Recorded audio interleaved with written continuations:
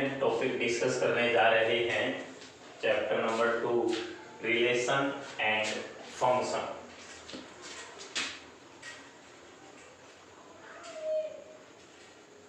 Relations and functions.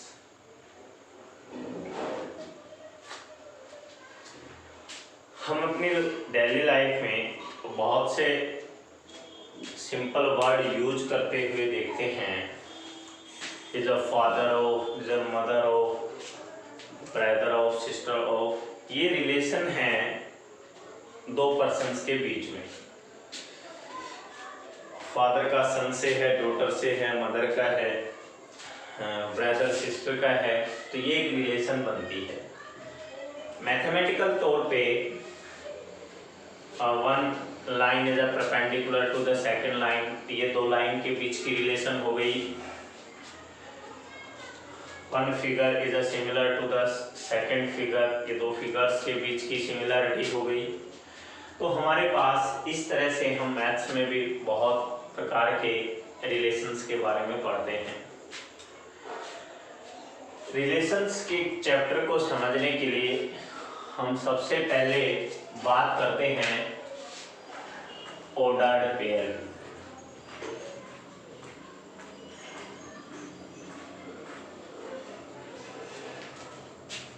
देखिए, pair का क्या मतलब है?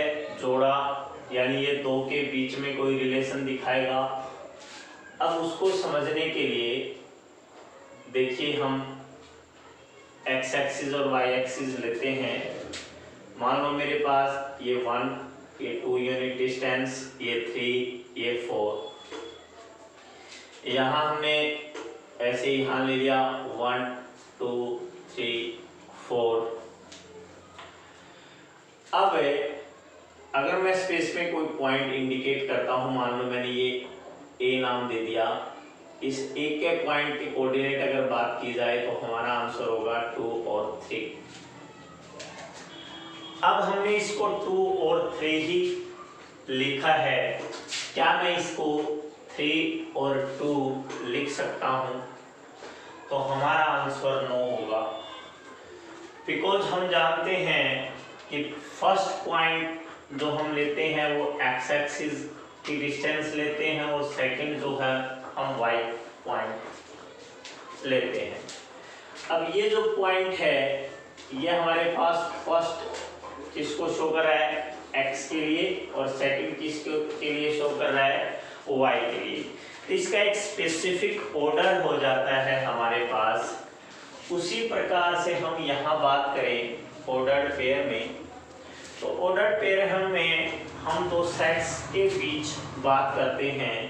तो जिन दो पॉइंट्स की हम बात करेंगे, जिन दो एलिमेंट्स की हम बात करेंगे, उनका एक स्पेसिफिक ऑर्डर होगा।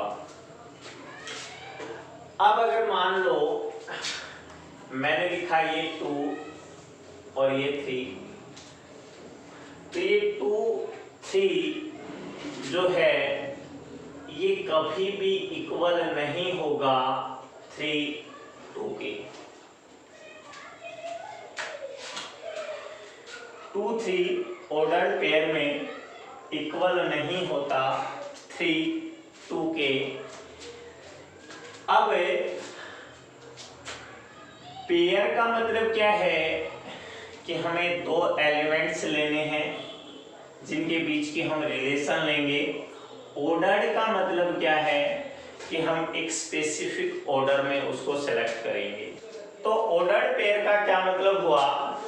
ऑर्डर्ड पेयर का मतलब हुआ कि दो एलिमेंट्स को एक स्पेसिफिक ऑर्डर में लिखना ऑर्डर्ड पेयर है। मैंने बताया कि 2, 3, 3 2 के इक्वल नहीं होगा, क्योंकि 2, 3 में 2 का मतलब क्या है? फर्स्ट एलिमेंट और फर्स्ट कंपोनेंट, और 3 का मतलब क्या है? सेकंड एलिमेंट और सेकंड कंपोनेंट। 3, 2 का मतलब क्या है कि हमारे पास फर्स्ट एलिमेंट क्या होगा? 3 होगा, और सेकंड एलिमेंट या कंपोनेंट हमारे पास क्या होगा? 2 होगा। अब फर्स्ट एलिमेंट और फर्स्ट एलिमेंट ये हमारे पास सेम नहीं है, इसका मतलब ये ऑर्डर्ड पेयर इक्वल नहीं है। मैं इसको इस लैंग्वेज में बात करूं, अगर मैं ऑर्डर्ड ट्रिपलेट की बात करता हूं, ऑर्डर्ड ट्रिपलेट। अब ऑर्डर्ड ट्रिपलेट का मतलब क्या है? देखिए कार्टेशियन में जब हम x axis y axis 3D लेते हैं, z एक्सिस, तो मान लो मैंने कोऑर्डिनेट लिख दिया 1 2 3। अब 1 2 3 हमारे पास एक स्पेसिफिक ऑर्डर में हो गया। x के लिए 1, y के लिए 2 और z के लिए हमने 3 यूनिट लिया। तो ऑर्डर्ड ट्रिपलेट का मतलब भी क्या है कि मान लो मैं इसको 1 2 3 कहता हूँ, ये 1 2 3 इक्वल नहीं होगा 1 3 2, क्योंकि हमारे पास फर्स्ट कंपोनेंट या फर्स्ट एलिमेंट 1 है, सेकंड एलिमेंट 2 है, थर्ड एलिमेंट 3 है, जबकि यहाँ फर्स्ट एलिमेंट 1 है, सेकंड एलिमेंट 3 है। तो यहाँ तक आप समझ गए होंगे कि ऑर्डर्ड पेयर का मतलब होता है एक स्पेसिफिक ऑर्डर। उसके बाद अगर मान लो मैं ये इक्वल कब कह सकता हूँ, तब हम इनको तब इक्वल कह सकते हैं जब ये कंपोनेंट की पोजीशन सेम हो। यहाँ 2 है तो ये 2 ही हो, यहाँ 3 है ये 3 हो। या फिर एलिमेंट को जरूरी नहीं, मान लो मैंने 1 2 3 दो ऑर्डर्ड पेयर में मैंने A B C, इसको इक्वल कब कहूंगा? जब ये कोरस्पॉन्डिंग एलिमेंट सेम है। इट मींस A 1 है, B 2 है और C 3 है। तो यहां से हम बात करते हैं अब कार्टेशियन प्रोडक्ट की।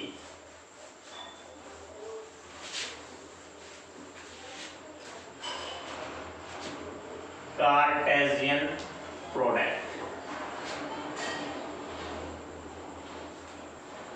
Of two sets. दो सेट्स के कार्टेशियन प्रोडक्ट का बड़ा ही इंपॉर्टेंट पोर्शन रहेगा ये। देखिए सबसे पहले हमें दो सेट लेने होंगे। पहला सेट हम मान लेते हैं 1 2 3, सेकेंड सेट हम मान लेते हैं 5 6। अब मुझे इन दोनों का कार्टेशियन प्रोडक्ट लेना है। इसी कार्टेशियन प्रोडक्ट को हम कैसे लिखेंगे? A cross B। इसको आप कार्टेशियन प्रोडक्ट को क्या बोलेंगे? A cross B। अब इस A क्रॉस B को समझने के लिए आप क्या करें? एक सेट A ले लीजिए 1 2 3, एक सेट B ले लीजिए 5 6। अब आपको क्या करना है? 1 की रिलेशन बनानी है 5 के साथ, 1 की रिलेशन बनानी है 6 के साथ, फिर 2 की रिलेशन बनानी है 5 के साथ, फिर 2 की रिलेशन बनानी है 6 के साथ, फिर 3 की रिलेशन बनानी है 5 के साथ, फिर 3 की रिलेशन बनानी है 6 के साथ। अब मैं इस कार्टेशियन प्रोडक्ट को कैसे लिखूंगा? सबसे पहले मेरे पास सेट्स के लिए ब्रैकेट यूज होगी, मैं ब्रैकेट लिखूंगा। फिर मुझे इन एलिमेंट्स को किसमें लिखना है? ऑर्डर्ड पेयर में। तो ये जो प्रोडक्ट आप करेंगे ये किस फॉर्म में करेंगे? ऑर्डर्ड पेयर में। अब ऑर्डर्ड पेयर में करने के लिए आप 1 की रिलेशन किसके साथ बनाएंगे? 5 के साथ, तो 1 5। उसके बाद 1 6 कोमा लगाएंगे और फिर 2 की रिलेशन किसके साथ? 5 के साथ, कोमा लगाइए। 2 की रिलेशन किसके साथ? 6 के साथ, कोमा लगाइए। 3 की रिलेशन 5 के साथ और 3 की रिलेशन 6 के साथ, और ब्रैकेट को क्लोज कर दीजिए। अब यहां से हमने देखा A क्रॉस B में पहला एलिमेंट किसका होगा? A का, और सेकंड एलिमेंट किससे बिलोंग करेगा? B से। अब हम ये कह सकते हैं अगर A cross B is equal to ordered pair in AB, then A belong to A and B belong to B। ए जो एलिमेंट है वो ए का होगा और बी जो एलिमेंट है वो किसका होगा, इस बी सेट का होगा। ये हमें याद रखना है। अब यहां से अगर मैं इसी सेट्स में B क्रॉस A निकालता तो B क्रॉस A हमारे पास क्या आता, 5 किसके साथ रिलेशन बनाएगा, 1 के साथ, फिर 5 किसके साथ रिलेशन बनाएगा, 2 के साथ, फिर 6 किसके साथ रिलेशन बनाएगा, 1 के साथ, 6 2 के साथ, 5 3 के साथ और 6 3 के साथ। फिर देख लीजिए 5 का 1 के साथ रिलेशन, इसी 5 का 2 के साथ रिलेशन, 6 का 1 के साथ, 6 का 2 के साथ, 5 का 3 और 6 का 3 के साथ। ये हम अच्छा एक चीज और याद रखिएगा, आप ऑर्डर्ड पेयर में एलिमेंट्स जो हैं उनकी पोजीशन चेंज नहीं कर सकते, बट ऑर्डर्ड पेयर को आपस में चेंज करके लिख सकते हैं। कैसे, ये 5 1 पूरा का पूरा ऑर्डर्ड उठाकर आप यहाँ ले आइए और इसको यहाँ लिख दीजिए, उससे कोई फर्क नहीं पड़ेगा, बट मैं इनकी पोजीशन को चेंज नहीं कर सकता। 5 1 है, हम इसको 1 5 नहीं लिख सकते। कारण क्या है, देखिए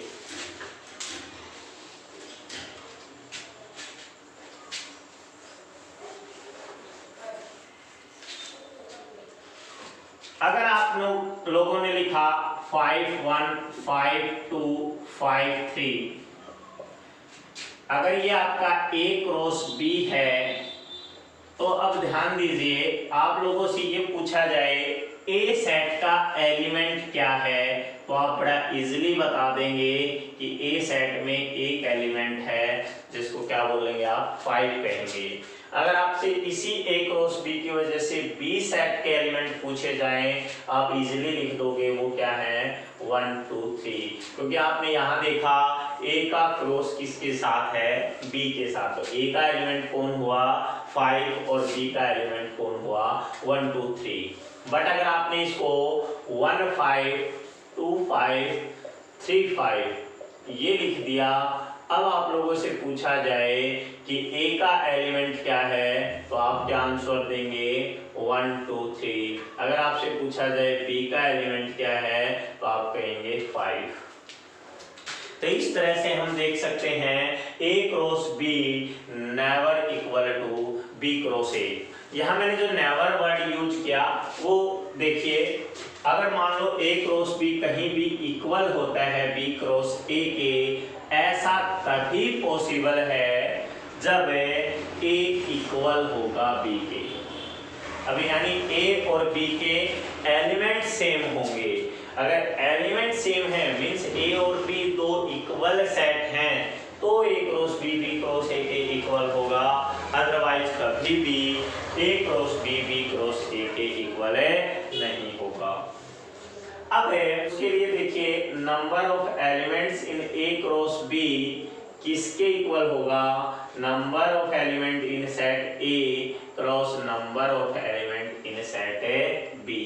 फॉर एग्जांपल के तौर पे हमने कहा A में एक एलिमेंट है 5, B में 3 एलिमेंट हैं, तो A क्रॉस B में कितने एलिमेंट आएंगे, 3 ही आएंगे, because number of element in set A वो 1 है और B में कितने हैं, 3 हैं, तो इनका प्रोडक्ट क्या आएगा, 3 ही आएगा। तो नंबर ऑफ एलिमेंट्स हम क्रॉस प्रोडक्ट में निकाल सकते हैं। अब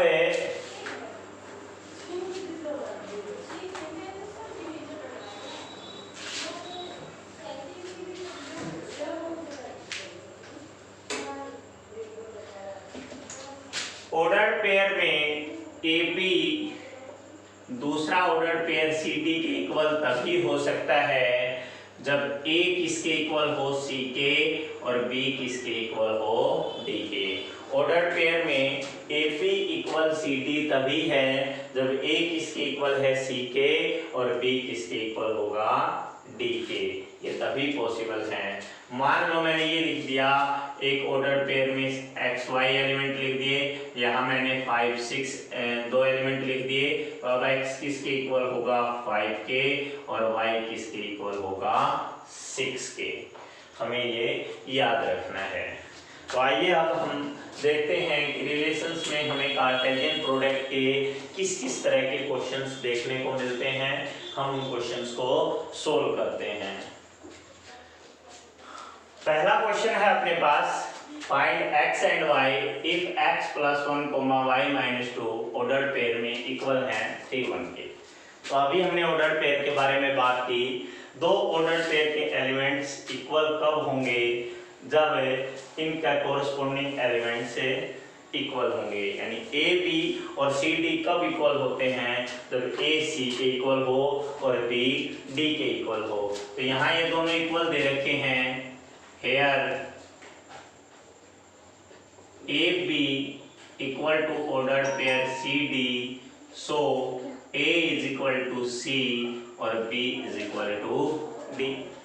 ऐसा तभी पॉसिबल है जब ये दोनों इक्वल होंगे। अब ये दोनों इक्वल होने का मतलब क्या है, यहाँ x + 1 is equal to 3 and y - 2 is equal to 1। अब x + 1 3 के इक्वल है तो x की वैल्यू आसानी से निकाल सकते हो 2 और y की वैल्यू क्या आ जाएगी 3। बड़ा ही सिंपल सा क्वेश्चन है, आप इजीली इसको सोल्व कर सकते हैं। सेकेंडली में दे रखा है a एक साइड है 1 3 5, b एक साइड है 2 3। शो करके दिखाइए कार्टेशियन प्रोडक्ट और cross product of a cross b not equal to b cross a। तो सबसे पहले हम a क्रॉस b निकालते हैं। अब a क्रॉस b में हमें क्या करना है, a के एलिमेंट का क्रॉस करना है b के एलिमेंट के साथ। तो कैसे करेंगे, सबसे पहले हम सेट लगाएंगे। सेट लगाने के बाद a का एलिमेंट 1 किसके साथ ऑर्डर लेंगे 2 के साथ, 1 का ऑर्डर किसके साथ 3 के साथ, 3 का ऑर्डर 2 के साथ, 3 का ऑर्डर 3 के साथ, 5 का ऑर्डर 2 के साथ और 5 का ऑर्डर 3 के साथ। फिर हमारे पास b क्रॉस a हम निकालेंगे और b क्रॉस a में हम b के एलिमेंट पहले लेंगे 2 रिलेशन विद 1 2 3 2 5 3 1 3 3 3 5। देखिए 1 2 के साथ, 1 3 के साथ, 3 2 3 3 5 2 5 3। b क्रॉस a तब लेंगे तो 2 1 2 3 2 5 3 1 3 3 3 5।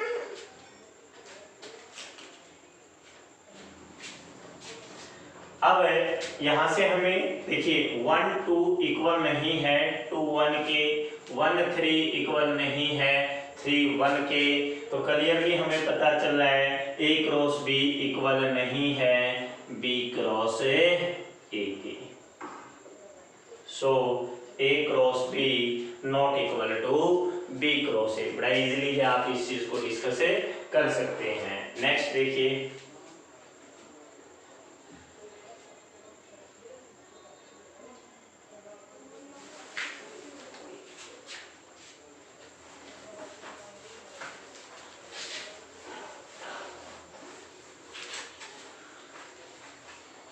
नेक्स्ट क्वेश्चन अपने पास है, ए एक साइड दे रखा है, बी साइड दे रखा है, सी साइड दे रखा है। हमें वेरीफाई करना है A cross B union C is equal to A cross B union A cross C. इसको वेरीफाई करने के लिए सबसे पहले हम क्या फाइंड आउट करेंगे, B union C. B union C find out करने के लिए बी सेट्स का यूनियन लेना है आपको सी सेट के साथ। अब यूनियन में हमने सेट में पढ़ा था, हमें क्या करना होगा, बी और सी के एलिमेंट्स को इकट्ठा करना है। इकट्ठे करने के लिए हम क्या करेंगे, 2 3 4, हमने ये ले लिया, 4 हम ले चुके हैं, अब हम 5 ले लेंगे। तो ये हमारे पास क्या आ गया, बी यूनियन सी आ गया। अब हमें लेना क्या है, A cross B union C. A cross B union सी अगर हम लेंगे तो ए के एलिमेंट क्या हैं, 1 2 3, इसका क्रॉस ले लेंगे किसके साथ, 2 3 4 5। अब ये हमारे पास क्या बन जाएगा, सबसे पहले हमें ब्रैकेट लगाएंगे 1 2 के साथ, 1 3 के साथ, 1 4 के साथ, 1 5 के साथ। फिर हम क्या ले लेंगे, 2 ये वाला 2 के साथ, 2 3 के साथ, 2 4 के साथ, फिर 2 5 के साथ। फिर हम क्या ले लेंगे, 3 2 के साथ, 3 3 के साथ, 3 4 के साथ, 3 5 के साथ। यह आपका आ गया A क्रॉस B यूनियन है C। सेकेंडली हम निकालेंगे A cross B right hand side के लिए। अब A हमारे पास क्या है, 1 2 3, इसका क्रॉस कर देंगे किसके साथ, B 2 3 4। इसको आप 1 नाम दे दीजिएगा पहले वाले के साथ। इसको आप एक ही लाइन में लिख के उसके बाद ये सेट्स ब्रैकेट लगा सकते हैं। अब A क्रॉस B आप निकालेंगे तो 1 का 2 के साथ, 1 3 के साथ, 1 4 के साथ, 2 2 के साथ, 2 3 के साथ, 2 4 के साथ, 3 का रिलेशन 2 के साथ, 3 का रिलेशन 3 के साथ और 3 का रिलेशन 4 के साथ। ये बना दिया, ये आ गया आपका A क्रॉस B। फिर हम लेंगे A क्रॉस C। A अपने पास क्या था, 1 2 3 और C अपने पास क्या था,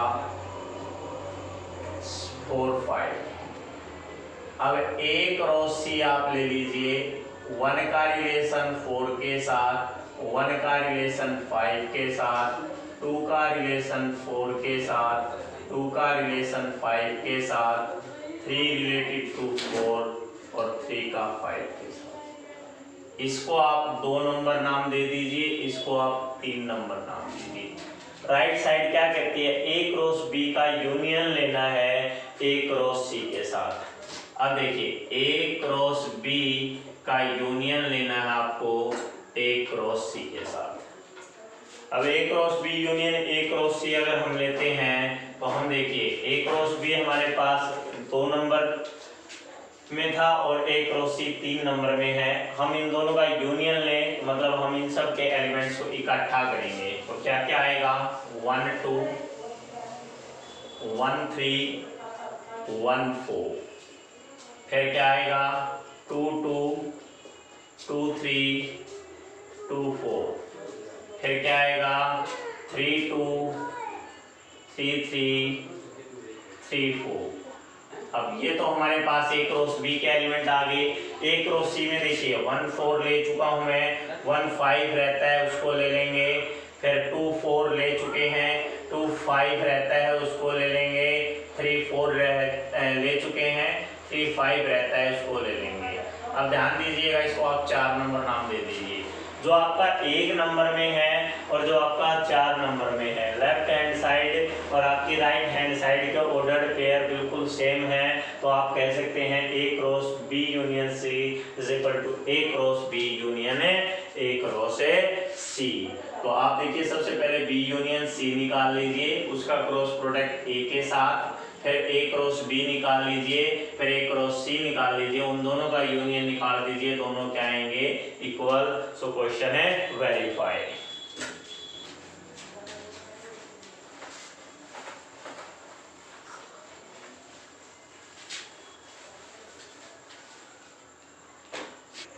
नेक्स्ट क्वेश्चन है, if in A cross B total 6 element, if 3 elements of A cross B 1 3 2 5 and 3 3, find the remaining element। अगर A क्रॉस B के 3 जो सेट हैं वो आपको ऑर्डर्ड पेयर पहले से दिए हुए हैं, बाकी के एलिमेंट आपको निकालने हैं, वो क्या क्या बनेंगे A क्रॉस B के अंदर। अब देखिए हमारे पास जो ऑर्डर्ड पेयर में 3 एलिमेंट सेट दे रखे हैं, उसका मतलब ये है कि जो पहला एलिमेंट है वो A से बिलोंग करता है और जो दूसरा एलिमेंट है वो B से बिलोंग करता है। If 3 element of A cross B is equal to या B 1 3 2 5 and 3 3. It implies that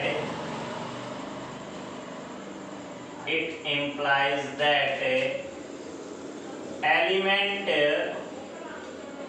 1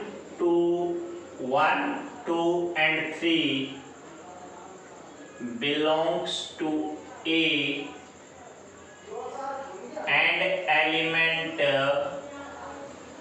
second 3 5, दोबारा से 3 नहीं लिखेंगे, 3 5 belongs to B. So A set क्या बन जाएगा अपने पास 1 2 3 एंड B सेट क्या बन जाएगा अपने पास 3 एंड 5. अब अगर हम इसका A क्रॉस B निकालते हैं तो क्या बनेगा 1 3 1 5 2 3 2 5 3 3 3 5. यह हमारे पास ऑर्डर सेट बन जाता है A क्रॉस B में. अब इसमें 1 3 हमारे पास गिवन है, 2 5 हमारे पास गिवन है और 3 3 हमारे पास गिवन है. तो रिमेनिंग एलिमेंट क्या आ जाएंगे, remaining element of A cross B. A cross B के रिमेनिंग एलिमेंट देखिए 1 3 आ चुका है, एक तो 1 5 नहीं आया, एक हमारे पास 2 3 नहीं आया, एक हमारे पास 3 3 आ चुका है, 3 5 नहीं आया. तो देखिए 3 तो हमारे पास थे, 3 हमने लिख दिए. 3 तो पहले से ही गिवन है. टोटल कितने बने हैं 6 बने हैं. पहले ही बता रखा है क्रॉस बी में कुल एलिमेंट कितने होंगे 6 होंगे. तो हमारे पास 3 पहले से थे तो 3 हम लिख देंगे. तो इस तरह का क्वेश्चन भी आपसे पूछा जा सकता है. याद रखिए A क्रॉस B में जो भी एलिमेंट होंगे वो पहला एलिमेंट A का होगा और दूसरा एलिमेंट B का होगा. तो A सेट बना दीजिए, B बना दीजिए, A क्रॉस B निकाल दीजिए, तो रिमेनिंग लिख देंगे. आई होप आप क्वेश्चन कर लेंगे.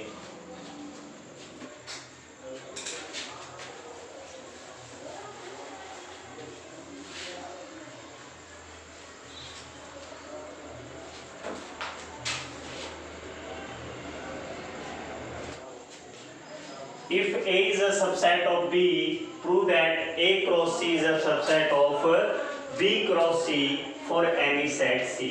अगर A B का सबसेट है, A B का सबसेट है, इसका मतलब क्या होगा A के सारे एलिमेंट B में हैं. तो हमें प्रूव करना है कि A क्रॉस C जो है वो सबसेट होगा B क्रॉस C में, जहां कोई भी एक सेट है C हमें दे रखा है. यानी A क्रॉस C के सारे एलिमेंट किसमें होंगे सॉरी B क्रॉस C में. उसके लिए हमने क्या मानना पड़ेगा, हम कोई भी एक सेट है C मान लेते हैं और उसके लिए क्या करें, let AB be the element of A cross C. हम मान लेते हैं AB कोई भी एक एलिमेंट है जो किसमें है A क्रॉस C में. इट मीन्स ये होगा कि AB बिलोंग करेगा किसे A क्रॉस C से. इसका मतलब क्या होगा कि A बिलोंग करेगा A से एंड B बिलोंग करेगा C से. क्योंकि A सबसेट है B का, तो एक में जो भी एलिमेंट होगा वो B में जरूर होगा. तो जो A से बिलोंग कर रहा है यही A B से भी बिलोंग करेगा और ये B किससे बिलोंग कर रहा है C से. यहाँ रीजन ये लिख दीजिएगा A is a subset of B. आई बात समझ में. अब A B से बिलोंग करता है, B C से बिलोंग करता है, तो A B किससे बिलोंग करेगा B क्रॉस C से.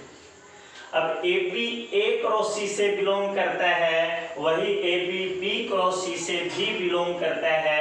इसका मतलब या तो ये सेम है या फिर इसके एलिमेंट इसमें हैं. इट मीन्स ये हुआ, इसको आप 1 नाम दे दीजिए, इसको नाम 2 दे दीजिए और फ्रॉम 1 एंड 2 आप क्या कह सकते हैं A cross C is a subset of B cross C. I hope आपको ये क्वेश्चन है समझ में आया होगा।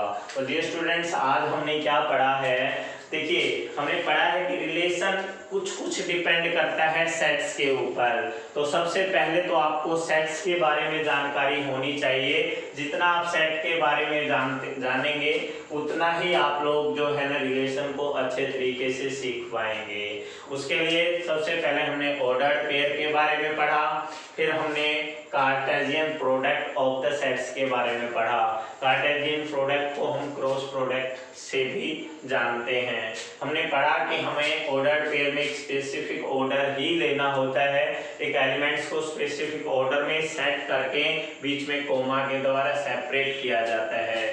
देखिए हमने देखा कि सेट्स में हम एक एलिमेंट्स जो है या जो हम सेट्स के बारे में पढ़ते हैं, हमने ये देखिए ये 1 2 है, ये कभी भी इस 1 2 के इक्वल नहीं होगा क्योंकि ये ऑर्डर्ड पेयर में है और ये आपका एक सेट का काम करता है। तो सेट अलग चीज है, ऑर्डर्ड पेयर अलग है। तो आई होप आपको यहाँ तक समझ में आया होगा। अगर आपकी कोई भी प्रॉब्लम है आप ज़रूर बताइएगा। कोई प्रॉब्लम आपको आई, कोई बात समझ में नहीं आई तो आप ज़रूर डिस्कस कीजिएगा। नेक्स्ट वीडियो में आपकी प्रॉब्लम को सोल्व किया जाएगा। Thanks guys.